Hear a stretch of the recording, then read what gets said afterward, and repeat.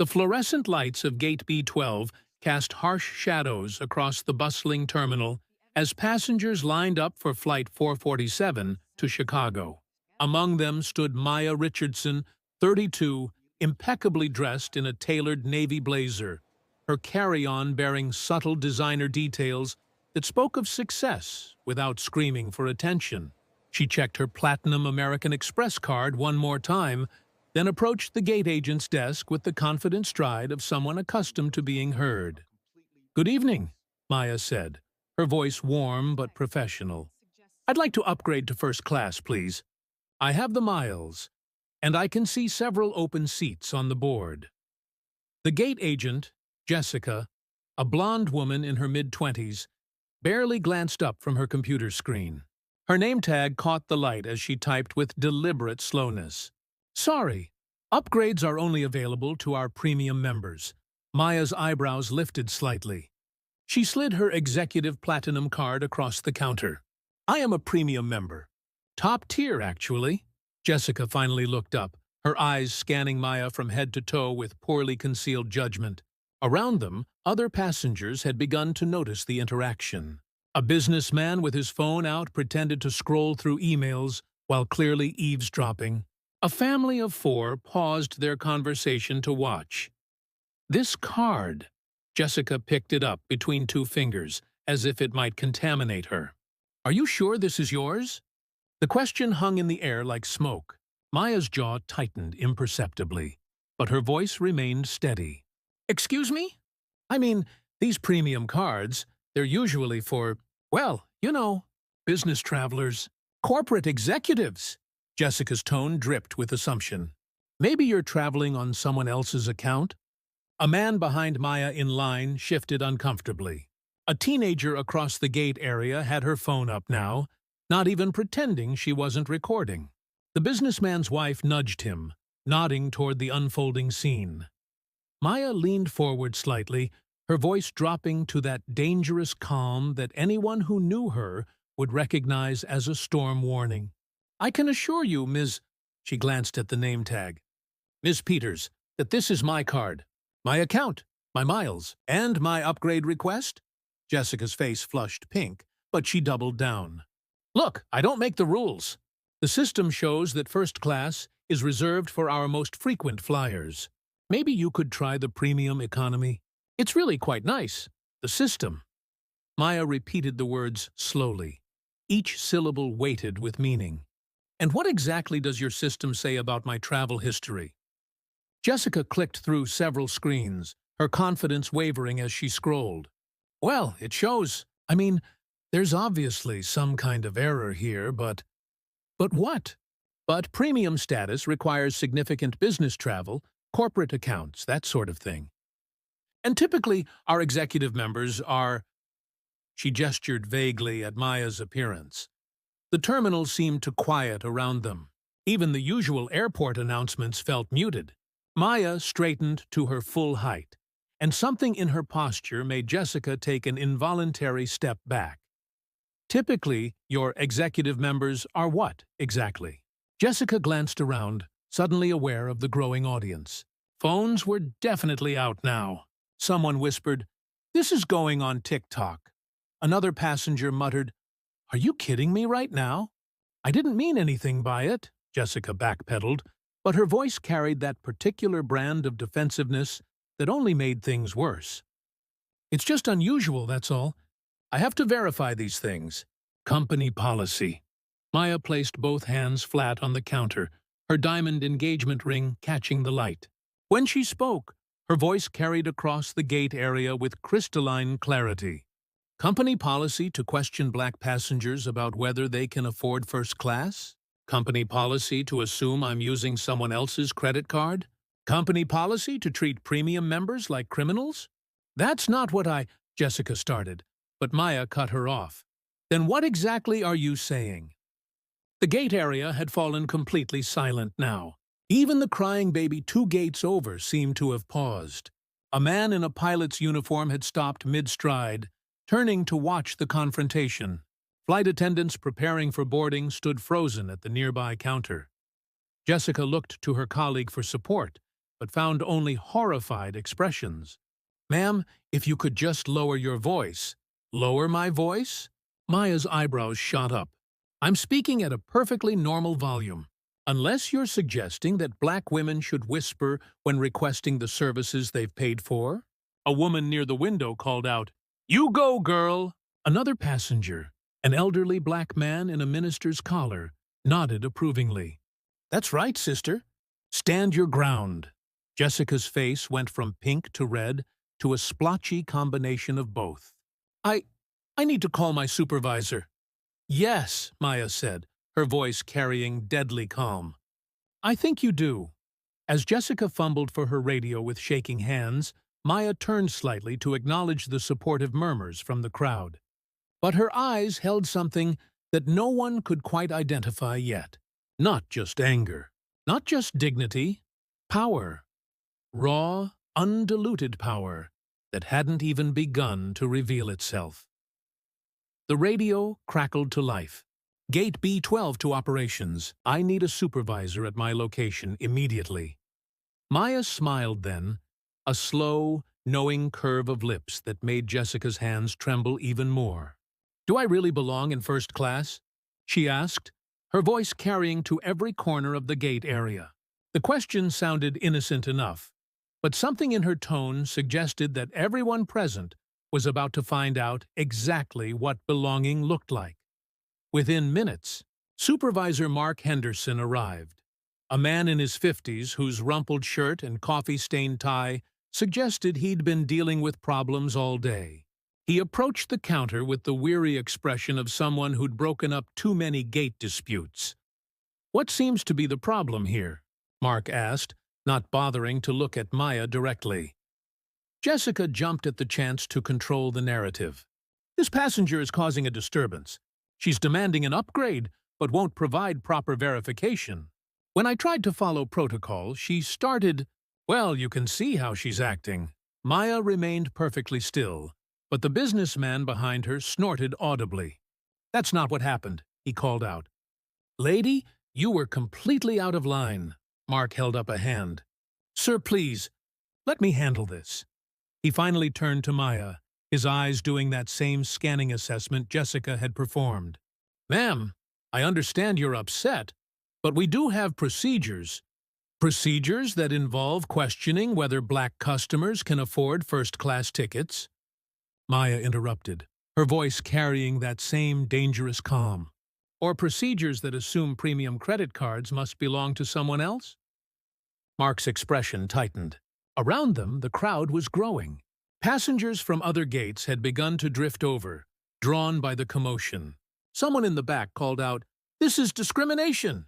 "Now, let's not jump to conclusions," Mark said, his tone taking on that patronizing quality that authority figures often used when they felt cornered. "I'm sure this is just a misunderstanding. Jessica is one of our best agents. She follows all company guidelines." "Your best agent just asked me if I was using someone else's credit card," Maya replied. "She suggested I try premium economy instead because first class is for business travelers and corporate executives." Her exact words, the crowd murmured angrily. A woman with a baby called out, "That's racial profiling." A young man with a law student shirt nodded vigorously. "That's a textbook discrimination case right there." Mark shot Jessica a sharp look, then turned back to Maya with forced professionalism. "Ma'am, I apologize if there was any confusion. Let me see what I can do about your upgrade request." "Confusion?" Maya's voice rose slightly for the first time, and somehow that small change made her more formidable, not less. "There's no confusion here, Mr. Henderson. Your employee made her assumptions very clear."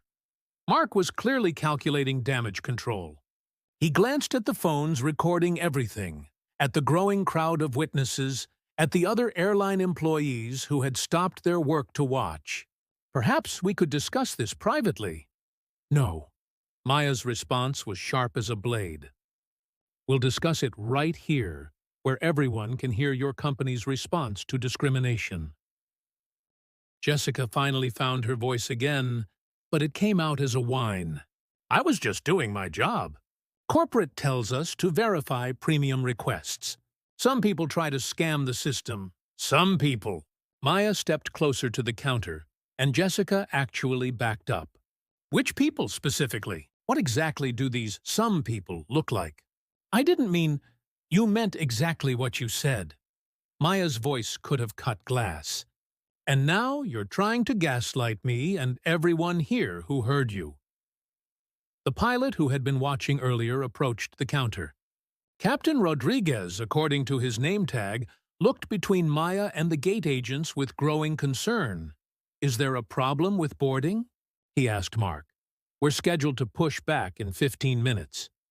Mark wiped sweat from his forehead despite the terminal's air conditioning. Just a minor customer service issue, Captain. Nothing to worry about. Nothing to worry about.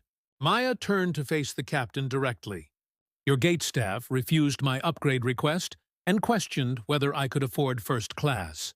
When I produced my executive platinum card, they asked if it belonged to someone else. Nothing to worry about? Captain Rodriguez's expression grew serious. Ma'am, I'm sorry to hear that. Mark, what's our protocol here? Before Mark could answer, security arrived. 2 officers in dark uniforms pushed through the crowd, their radios crackling with chatter. The lead officer, Officer Thompson, surveyed the scene with practiced eyes. We got a call about a disturbance, Thompson announced. Everyone needs to step back and let us handle this. The crowd's energy shifted. Phones came up higher. Someone started a Facebook live stream with the caption, Security called on black woman at airport. Maya turned to face the security officers with the same composed dignity she'd maintained throughout the encounter. There's no disturbance, officer.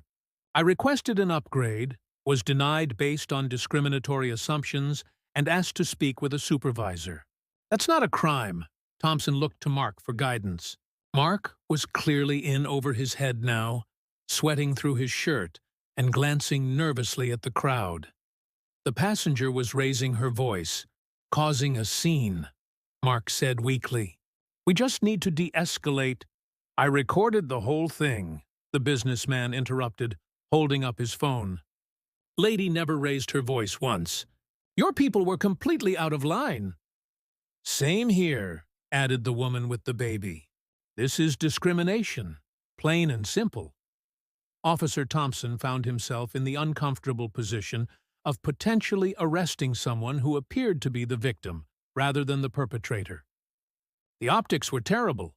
The evidence was against the airline, and the crowd was clearly on Maya's side. Ma'am, Thompson addressed Maya carefully, we've had reports of a disturbance. Can you help me understand what happened?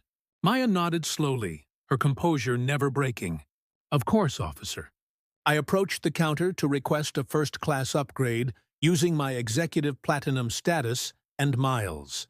The gate agent questioned whether the credit card belonged to me, suggested I try premium economy instead because first class is for business travelers and corporate executives, and, when I asked for clarification, implied that black passengers don't typically qualify for premium status. Thompson glanced at Jessica, who had gone pale. Is that accurate, miss? I was following protocol. Jessica burst out. We get people all the time trying to use fake cards, stolen identities. And what made you suspicious of this passenger specifically? Thompson asked, though his tone suggested he already knew the answer. Jessica's mouth opened and closed without sound. Around them, the crowd pressed closer, phones capturing every moment.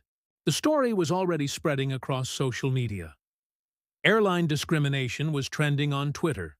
The Facebook Live had hundreds of viewers, and someone had started a TikTok that was getting thousands of views in real time. Captain Rodriguez stepped forward. Mark, I think we need to involve corporate immediately. This is going to be a major problem. Mark nodded frantically, already reaching for his phone, but Maya held up a hand. Before you make that call, she said, her voice carrying a new note that made everyone pause. You might want to know exactly who you're dealing with. Something in her tone made the entire gate area fall silent. Even the security officers stopped shifting from foot to foot. Maya reached into her purse and pulled out a business card, placing it on the counter with deliberate precision. Mark picked it up, read it, and went white as a sheet. "Do you know who you're talking to?" Maya asked, and this time the question wasn't rhetorical. The business card trembled in Mark's hand as he read it a second time, hoping he'd misunderstood. Maya Richardson, Chief Executive Officer, Richardson Aviation Group. The logo in the corner was small but unmistakable, the same logo painted on the side of the aircraft. They were all supposed to board. Maya watched the recognition dawn on his face with grim satisfaction. 24 years of her life had led to this moment, though she'd never imagined it would play out at Gate B12 in front of hundreds of recording phones. She thought of her grandmother, Dorothy Richardson, who had cleaned airport terminals in the 1960s, forbidden from even entering the same restaurants as the passengers whose spilled coffee she mopped up. Dorothy had saved every penny from her janitorial job to put Maya's father through college, whispering fierce dreams into his ear about how the Richardson name would mean something someday. Those dreams had become Maya's inheritance. Her father, James Richardson, had taken those whispered promises and built the first black-owned regional airline in the Southeast. He'd faced bankruptcy 3 times, dealt with suppliers who wouldn't return his calls, and endured banks that found creative reasons to deny his loan applications. But he'd persevered, building Richardson Aviation from a single-plane operation into a regional powerhouse. Maya had grown up in airplane hangars, doing homework in waiting areas while her father negotiated contracts and her mother, Dr. Angela Richardson, balanced her medical practice with keeping the family grounded. She'd learned to read financial statements before she'd learned to drive. She'd sat in boardrooms as a teenager, watching her father navigate rooms where he was often the only black face at the table. Harvard Business School had been her father's dream for her, but Maya had earned it herself. Full scholarship, summa cum laude, student body president. She'd returned home not to take a handout, but to prove herself in every department of the family business. Baggage handling, customer service, maintenance crew, flight operations. She'd worked them all, earning the respect of employees who initially saw her as just the boss's daughter. When her father died suddenly from a heart attack 3 years ago, Maya had been ready.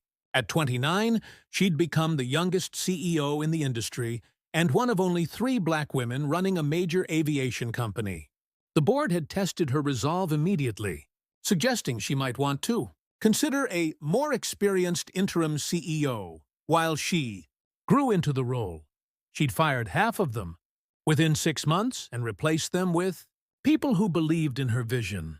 That vision had transformed Richardson Aviation from a small regional carrier into a major player.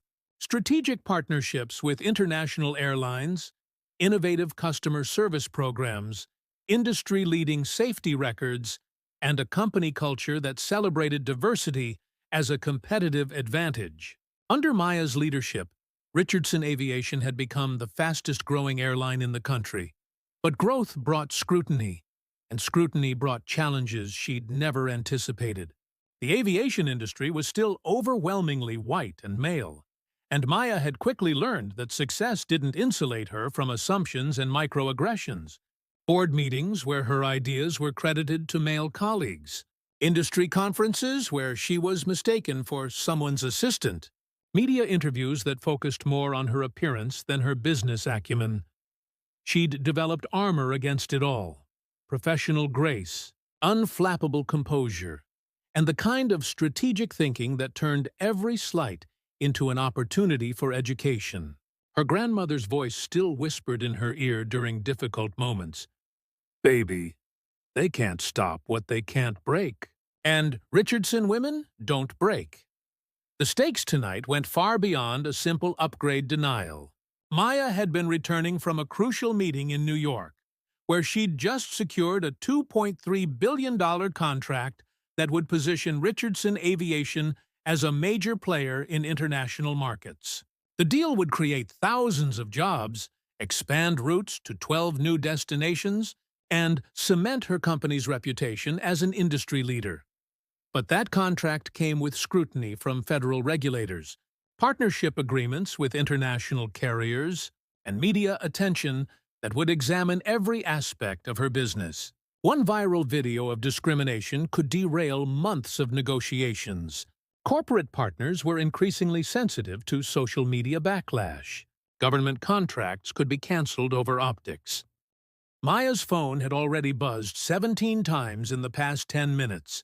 Her assistant, her PR team, her board members, her mother, everyone had seen the social media explosion beginning to build around Richardson airline discrimination. The irony wasn't lost on her that she was being discriminated against while trying to board a flight operated by her own company's partner airline. Every decision she made in the next few minutes would impact not just her own reputation, but the livelihoods of 12,000 employees who depended on Richardson Aviation, the scholarship program she'd established for underrepresented students in aviation, the mentorship initiatives that were opening doors for the next generation of Black leaders in the industry. As Mark continued to stare at her business card in horror, Maya felt the weight of all those dreams and responsibilities settling on her shoulders. Her grandmother's whispered promises, her father's sacrifices, her employees' trust, her industry's need for change. "Now," Maya said quietly, her voice carrying the authority of someone who had never learned to back down. "Shall we discuss that upgrade?" Mark's hands were visibly shaking now as he looked up from the business card. Captain Rodriguez peered over his shoulder, read the card, and went equally pale. The crowd sensed the shift in energy immediately.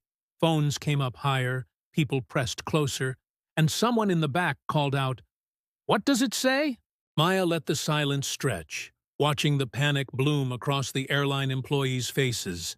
She could see Jessica trying to read the card from her position behind the counter, confusion written across her features. "Ms. Richardson," Mark stammered, his earlier authority completely evaporated. This is highly unusual. If we had known—" "If you had known what?" Maya's voice cut through his stammering like a blade. "If you had known I was a CEO, you would have treated me with basic human dignity? If you had known I run an aviation company, you wouldn't have assumed I was using someone else's credit card?" The crowd erupted. "What's on the card?" Someone shouted. "Tell us what it says." Maya reached into her purse and pulled out her phone. With deliberate precision, she opened her camera and took a picture of her own business card lying on the counter. Then she held up her phone so the crowd could see. "For those recording," she announced, her voice carrying across the gate area, "I am Maya Richardson, CEO of Richardson Aviation Group, the same Richardson Aviation that has a code-share agreement with this airline, the same Richardson Aviation that provides ground services for this very flight, the same Richardson Aviation whose partnership contract is worth approximately $50 million annually to this company." The gate area exploded into chaos. Passengers started shouting questions. Someone screamed, "Oh my God!" The teenager who had been filming from the beginning yelled, "This is going to break the internet." Captain Rodriguez stepped forward, his face ashen. "Ma'am, Ms. Richardson, I am so deeply sorry. This is completely unacceptable. I had no idea."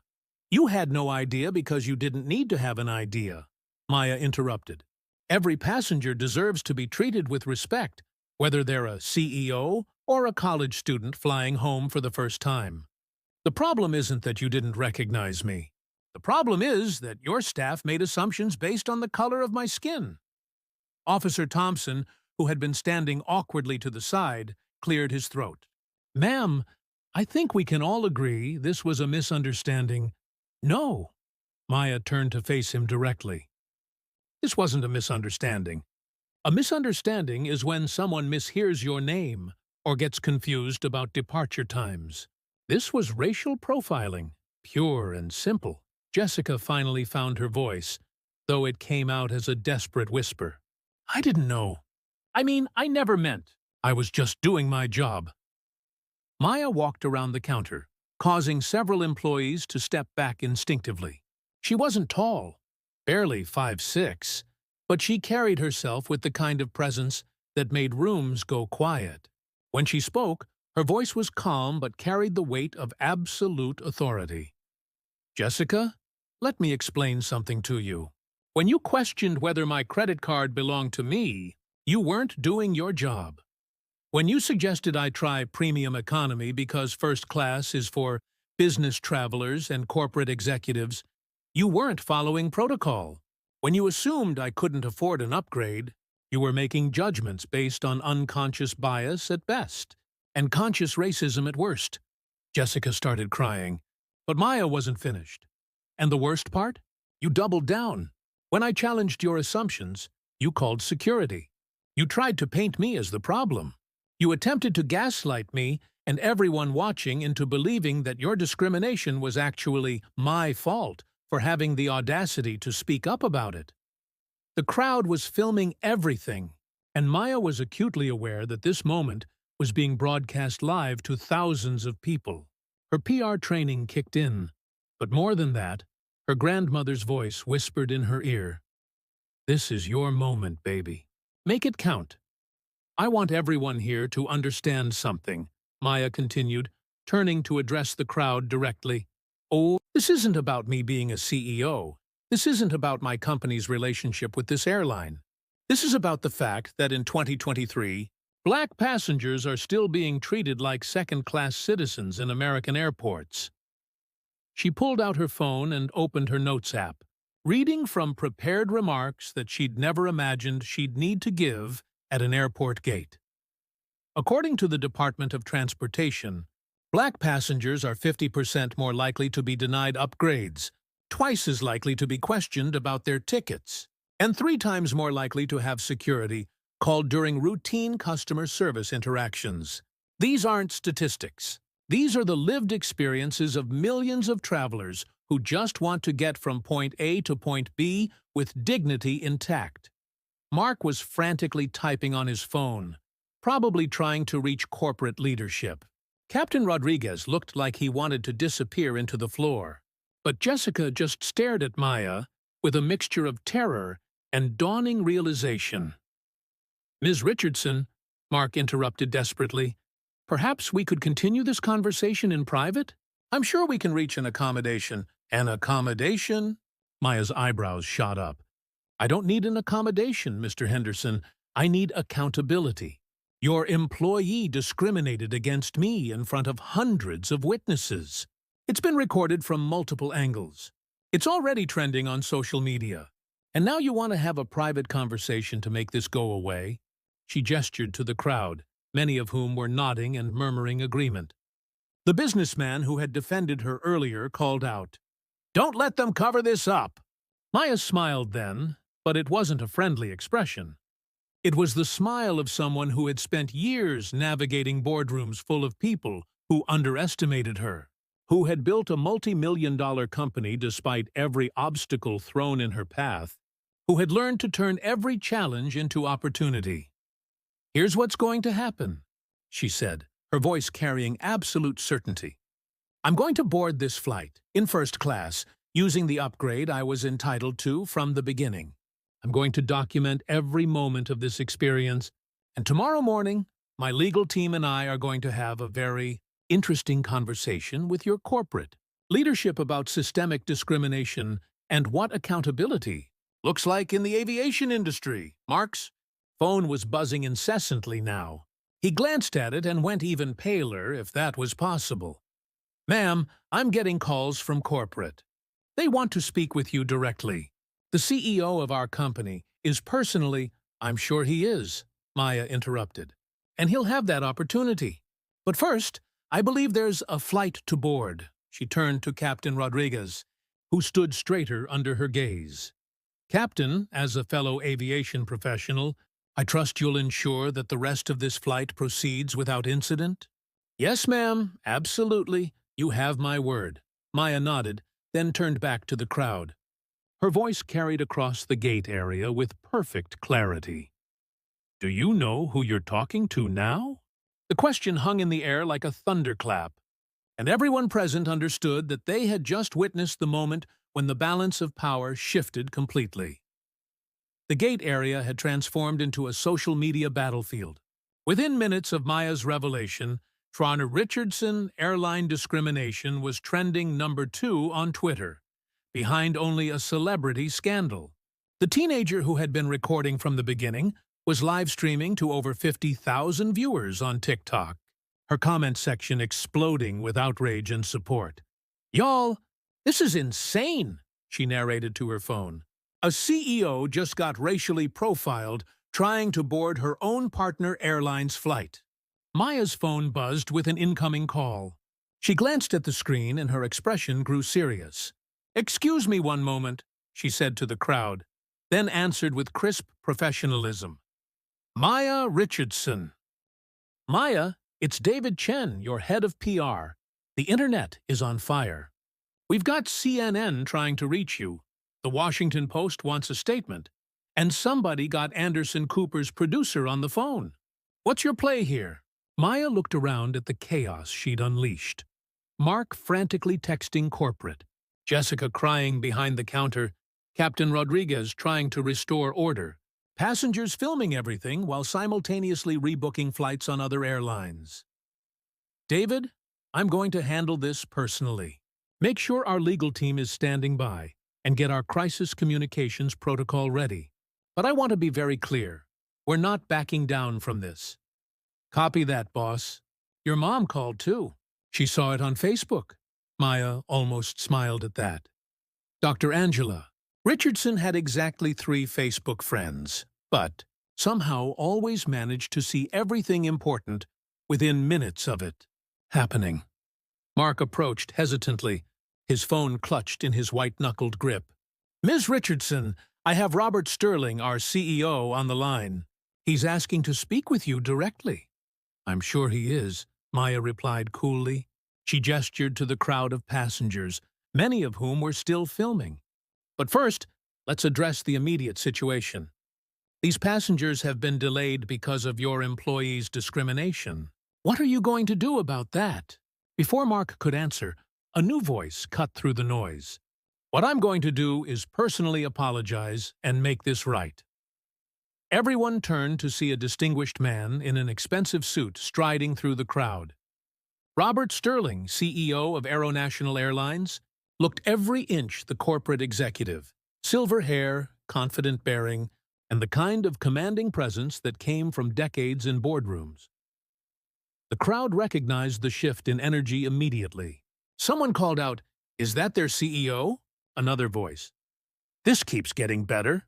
Sterling approached Maya with his hand extended, but she didn't take it. Instead, she studied him with the calculating gaze of someone who had spent years reading people across negotiating tables. "Ms. Richardson, I am deeply, profoundly sorry for what you've experienced today. This is absolutely not representative of Aero National's values or policies, isn't it?" Maya's voice carried across the gate area. "Because from where I'm standing, it looks exactly like your policies in action. Your employee made discriminatory assumptions, doubled down when challenged, and called security on a paying customer. Your supervisor supported her decisions until I revealed my identity. Your system worked exactly as designed. It just worked on the wrong person this time." Sterling's polished composure cracked slightly. Around them, phones captured every micro-expression, every pause, every telling gesture. "I understand your anger." "Do you?" Maya interrupted. "Do you understand what it feels like to have your credibility questioned because of the color of your skin? Do you understand what it's like to be treated like a criminal for requesting services you've paid for?" The crowd pressed closer. Someone started a slow clap that others picked up. A minister called out, "Preach, sister!" The businessman who had defended Maya from the beginning shouted, "Tell him how it is!" Sterling glanced around at the growing spectacle, clearly calculating the public relations nightmare unfolding in real time. "Ms. Richardson, perhaps we could continue this conversation somewhere more private." "No!" Maya's response was sharp and immediate. "These passengers witnessed discrimination. They deserve to hear your response publicly. A reporter had arrived. Someone had clearly tipped off the local news. Channel 7's Maria Santos pushed through the crowd with her cameraman, microphone already extended. Ms. Richardson, I'm Maria Santos from Channel 7 News. Can you tell us what happened here today? Maya turned to face the camera with the natural confidence of someone who had given hundreds of interviews. What happened today, Maria, is a perfect example of the systematic discrimination that black travelers face every day in American airports. I was denied an upgrade despite having premium status, questioned about whether my credit card belonged to me, and told that first class was for business travelers and corporate executives, with the clear implication that I couldn't possibly be either. And you're the CEO of Richardson Aviation Group, which partners with AeroNational? That's correct. We have a $50 million partnership agreement. But this isn't about my position or my company's relationship with AeroNational. This is about basic human dignity and equal treatment. Sterling stepped forward, trying to regain control of the narrative. Ms. Richardson, I want to assure you that we will investigate this thoroughly.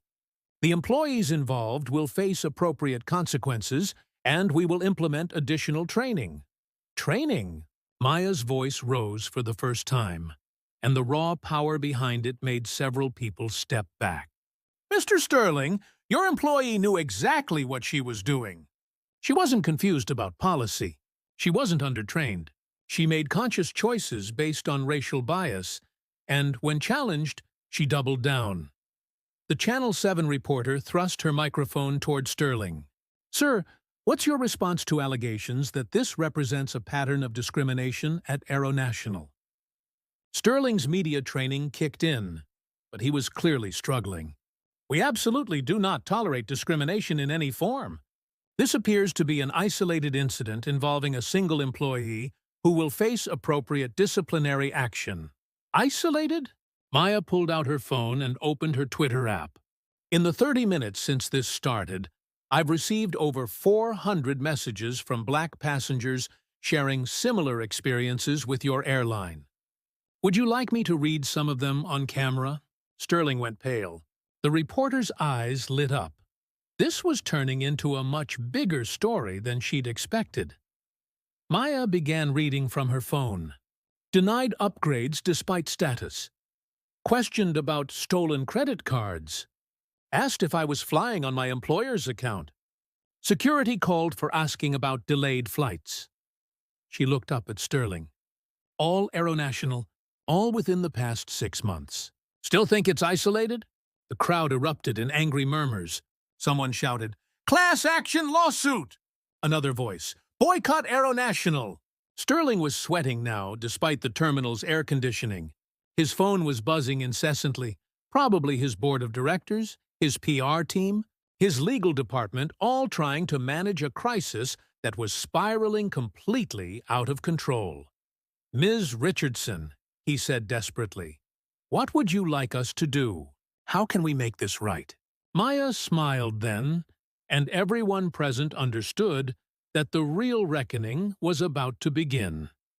Now you're asking the right question. Maya stepped onto one of the waiting area chairs, elevating herself above the crowd. The symbolism wasn't lost on anyone. She literally rose above the chaos she had exposed. Her voice carried across the gate area with the authority of someone who had spent years commanding boardrooms and corporate negotiations. Ladies and gentlemen, let me tell you who Robert Sterling is really dealing with today, Maya announced, her voice clear and strong. I'm not just the CEO of Richardson Aviation Group. I'm the CEO of the fastest-growing airline in America. I sit on the board of the International Aviation Women's Association. I'm a member of the FAA's Diversity and Inclusion Advisory Committee. And as of this morning, Richardson Aviation was selected to lead a Department of Transportation task force on discrimination in commercial aviation. Sterling's face went ashen. The crowd buzzed with excitement. The Channel 7 reporter was frantically signaling her cameraman to make sure they were getting every word. That task force, Mr. Sterling, has subpoena power. It has the authority to review hiring practices, customer service protocols, complaint histories, and settlement agreements. It can recommend federal regulatory action, including the suspension of operating licenses. Maya's phone buzzed with a text message. She glanced at it and smiled. A real smile this time, not the calculated expression she'd been wearing. "I've just received confirmation that the Department of Transportation has fast-tracked our investigation timeline. What was supposed to be a 6-month process will now begin next Monday. Aero National Airlines will be our first case study." The gate area erupted. Passengers were cheering. Phones were capturing everything, and Sterling looked like he might be physically ill. "Furthermore," Maya continued, "Richardson Aviation Group will be terminating our code-share agreement effective immediately. We will not partner with companies that tolerate discrimination. That represents approximately $50 million in annual revenue that Aero National will need to replace." She pulled out her phone and made a call, putting it on speaker so everyone could hear. "Janet, it's Maya. Execute the Aero National termination clause." "Yes, immediately. I don't care what the lawyers say about notice periods. We have discrimination documented on video. That triggers the Ethical Standards Clause." A woman's voice crackled through the speaker. "Already drafting the paperwork, Maya. Should I release the press statement?" "Give me 1 hour," Maya replied, then hung up. Sterling tried to step forward. "Ms. Richardson, surely we can discuss this. Your company and ours have had a profitable relationship." "Had" being the operative term, Maya interrupted. "You want to know what real power looks like, Mr. Sterling? Real power is being able to walk away from $50 million because your principles matter more than your profit margins." She gestured to Jessica, who had been watching the entire exchange in horror. "Ms. Peters made assumptions about me based on my race. She questioned my credibility, my financial status, and my right to equal treatment. When I challenged those assumptions, she called security. And you, Mr. Sterling, supported every one of those decisions until you learned who I was." "That's not," Sterling started, but Maya cut him off. "Let me finish. In my role as CEO, I employ 12,000 people. 62% of them are people of color. 47% are women. We have the highest employee satisfaction ratings in the industry, the best safety record, and the strongest growth trajectory. Do you know why?"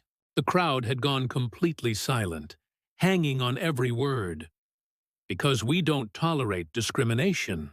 Because we hire people based on qualifications, not assumptions. Because we treat everyone, employees and customers, with dignity and respect. That's what actual leadership looks like." Maya's voice grew stronger, more passionate.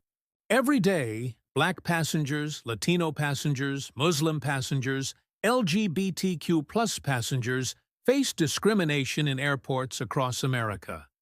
They're questioned, profiled, mistreated, and then told it was a misunderstanding when they speak up. Today, one of those passengers happened to have the power to fight back. But I'm not fighting just for myself." She turned to address the crowd directly. "I'm fighting for every person who has been made to feel like they don't belong, who has been treated as less than equal, who has been told to accept discrimination as normal." "That ends today." The crowd erupted in applause. Someone started chanting, "Richardson! Richardson!" and others picked it up. The Channel 7 reporter was getting it all, her eyes wide with the recognition that she was witnessing something historic. Sterling made one last, desperate attempt. "Ms. Richardson, what would it take for us to resolve this? What are your demands?" Maya stepped down from the chair and walked directly up to him, looking him in the eye with the calm confidence of someone who held all the cards. "My demands, Mr. Sterling, aren't negotiable. They're non-negotiable requirements for basic human decency. And since you've failed that test so spectacularly today, you're about to learn what accountability actually costs." Maya pulled out a leather portfolio and extracted a single sheet of paper. "These are my terms, Mr. Sterling. Non-negotiable." She handed the paper to the Channel 7 reporter first. "Maria, would you mind reading these aloud so everyone can hear?" Maria took the paper with slightly shaking hands, clearly understanding the historical significance of the moment. Point 1. Jessica Peters will be terminated immediately, with a full investigation into any similar incidents involving her conduct. Jessica let out a sob from behind the counter, but Maya's expression remained implacable. Point 2. Mark Henderson will be suspended pending a comprehensive review of his supervisory decisions and complaint handling procedures. Mark's phone fell from his suddenly nerveless fingers. Point 3. Aero National will implement mandatory bias training for all customer-facing employees within 90 days. Conducted by Richardson Aviation's Diversity and Inclusion Team at Aero National's expense. Sterling's jaw tightened, but he didn't interrupt. Point 4. Aero National will establish an independent discrimination complaint system with external oversight and public reporting of all incidents and resolutions. Point 5. Aero National will create a $50 million fund for diversity initiatives in aviation, including scholarships for underrepresented students and grants for minority-owned aviation businesses. The crowd gasped. $50 million, the exact amount of the terminated contract. And point 6. Maria's voice rose with excitement. Aero National CEO Robert Sterling will personally deliver a public apology acknowledging systemic discrimination issues and outlining concrete steps for change, to be broadcast during prime time on all major networks. Sterling was quiet for a long moment, the weight of the demands settling over him.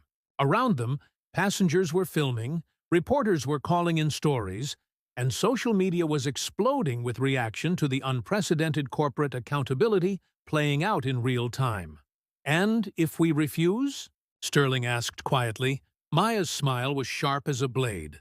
"Then you'll face the full investigation of the Department of Transportation Task Force, a federal civil rights lawsuit with hundreds of plaintiffs, and the complete termination of all business relationships with Richardson Aviation Group and our 15 partner airlines. Your stock price has already dropped 12% in the past hour. How much further are you willing to let it fall?" Sterling looked around the gate area, at the cameras, the crowd, the evidence of discrimination that would follow his company for years. He pulled out his phone and stepped away for a brief, heated conversation with what was clearly his board of directors. When he returned, his shoulders were slumped in defeat. "We accept your terms, Ms. Richardson." The crowd erupted in cheers. Maya nodded once, sharp and businesslike. "Excellent. My legal team will have the formal agreements ready by tomorrow morning. Jessica Peters' termination will be effective immediately, and she will be escorted from the premises now." Security officers approached Jessica, who was still crying behind the counter. As they led her away, Maya addressed her directly for the first time since the confrontation began. "Ms. Peters, I hope you use this experience to examine your unconscious biases and become a better person. Discrimination has consequences. Today, you learned what those consequences look like." Maya turned to Captain Rodriguez, who had been watching the entire exchange with a mixture of horror and admiration. "Captain, I believe there's still a flight to Chicago?" "Yes, ma'am, absolutely." "And, ma'am, for what it's worth, what you did here today, it needed doing." Maya nodded acknowledgement, then addressed the crowd one final time. "Ladies and gentlemen, thank you for your support today. Change happens when people stand up and speak out. Today proved that discrimination has consequences, and those consequences can be swift and decisive when we refuse to accept injustice as normal." She picked up her carry-on bag and walked toward the boarding door with quiet dignity. "Now, I believe I have a first-class seat waiting for me." 3 months later, the Richardson Aviation Training Center buzzed with activity as Aero National employees participated in mandatory bias training. Maya walked through the classroom, observing the sessions that had become a model for the entire aviation industry. Her phone chimed with a news alert. Aero National reports 23% increase in customer satisfaction following. Discrimination policy overhaul, another. Notification showed their stock had fully recovered and reached new highs. The Channel 7 expose had won Maria Santos a Peabody Award. The Department of Transportation Task Force had expanded to investigate 12 major airlines, resulting in industry-wide policy changes. The Kiwadarthi Senator Richardson Accountability hashtag had sparked a national conversation about discrimination in travel. But the moment Maya treasured most was the letter from Keisha Washington, a 19-year-old aviation student who had received one of the new Richardson scholarships funded by the Aero National Settlement. Ms. Richardson, I watched your video 100 times. You showed me that we don't have to accept discrimination as normal. Because of you, I'm studying to become a pilot. Because of you, I know I belong in the cockpit. Maya's assistant knocked on her office door. The White House called. They want you to chair the National Transportation Equity Commission. Maya smiled, thinking of her grandmother Dorothy, who had cleaned those same airports where discrimination once ran unchecked. She thought of her father James, who had built Richardson Aviation despite every obstacle. She thought of every black traveler who had been made to feel like they didn't belong. Tell them yes, Maya said. We have work to do. Sometimes justice doesn't just fly at 30,000 feet. Sometimes it changes how the whole industry sees the world. The fight for equality isn't about one moment of discrimination. It's about ensuring that moment becomes the last of its kind. When you have the power to create change, you have the responsibility to use it. What would you have done in Maya's situation? Drop your thoughts in the comments below. This story shows why representation in leadership matters. When people with power stand up against discrimination, real change happens. If you found this story powerful, smash that subscribe button and ring the notification bell. We share stories of courage, justice, and people who refuse to accept inequality as normal. Share this video with someone who needs to hear that their voice matters. Together, we can create a world where everyone is treated with dignity and respect. What story of standing up to injustice should we tell next? Let us know in the comments.